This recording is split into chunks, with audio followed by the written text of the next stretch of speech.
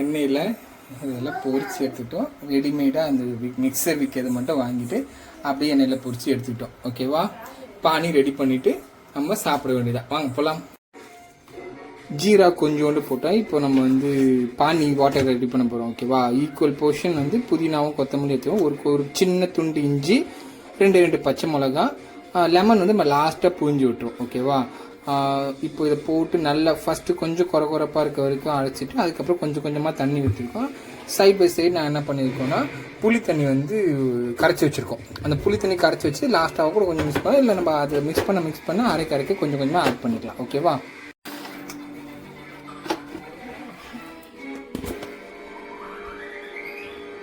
நல்லா மைய அரைச்சாச்சு. தண்ணி ஊற்றி போதும். இந்த மைய கையெடுங்க.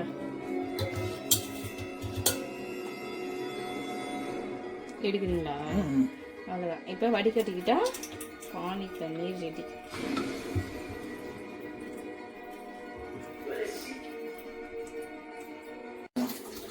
கொஞ்சமாக சால்ட்டு டேஸ்ட்டுக்கு ஏற்ற மாதிரி, அதுக்கப்புறம் கொஞ்சமாக ஒரு பிஞ்சு சுகர். ஓகேவா, ரெடியானா ஓகே. இதில் வேணுன்னா சாட் மசாலா கூட நீங்கள் போட்டுக்கலாம், இன்னும் நல்லா டேஸ்ட்டு நல்லா கொடுக்கும். ஸ்டஃப் என்னென்ன பண்ணிருக்கேம்மா? சுண்டல், உருளைக்கிழங்கு, கொத்தமல்லி, கம்மியா இருக்கு, மட்டன் மசாலா, மட்டன் சுக்கா மசாலா எல்லாத்துலயும் ஒரு இது எடுத்து போட்டிருக்கோம். போட்டுட்டு இப்போ அதுக்குள்ள ஸ்டஃப் பண்ணிட்டு அதை அப்படியே பானி தண்ணியில வச்சு போட்ட நரகமா எம்மி சொல்லு. எம்மி சொல்லு, கேமரா பார்த்து சொல்லு. அப்பா சொல்லு.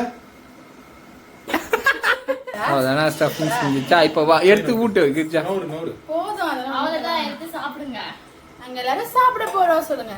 நம்ம எல்லாம் சாப்பிட போறோம். பாய். நீங்களே இதே மாதிரி செஞ்சு சாப்பிட்டு என்ஜாய் பண்ணுங்க.